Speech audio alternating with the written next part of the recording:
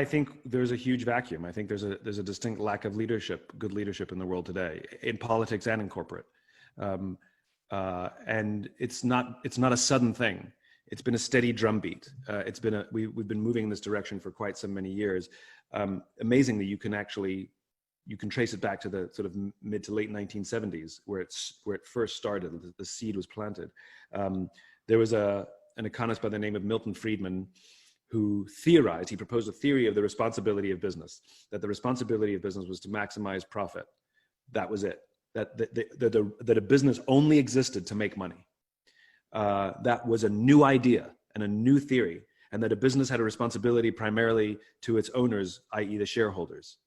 And so we started to see the rise of this new concept of shareholder supremacy, which means we prioritize the wants, needs, and desires of an external constituency over a customer and an employee, which is the exact same idea as a coach trying to build a good team by trying to appease the fans while ignoring the players. That is the exact thing. But for whatever reason, it's a deeper discussion to go into whatever the cultural things that were going on at the time that made this theory very appealing, and leaders started to experiment with these ideas. So for example, we saw the rise of shareholder supremacy. It did not exist prior to the 80s and 90s. It was popularized in the 80s and 90s by leaders like Jack Welch from General Electric and those like him. The use of mass layoffs to balance the books did not exist prior to the 1980s. And you had these boom years of the 80s and 90s where it was kind of, let's be honest, much easier to make money.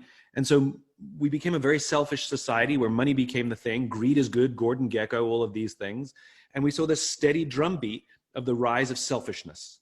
Well, as you see a rise of selfishness, over the course of time, those same people are going to make their way into leadership positions as they get older and get promoted.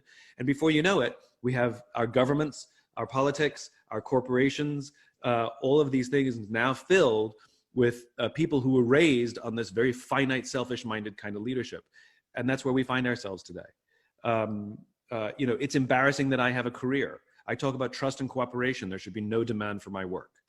But the fact that there is demand for my work means that people recognize that the environments in which they're working are uncomfortable. And we want change, we want something different. And we are starting to speak out, and there is a sea change. And I think it took us 30 years to get to where we are now. It's going to take us 20 or 30 years to unwind it. So I still think we have some time to go. But the good news is we're marching in the right direction. We're talking about good leadership.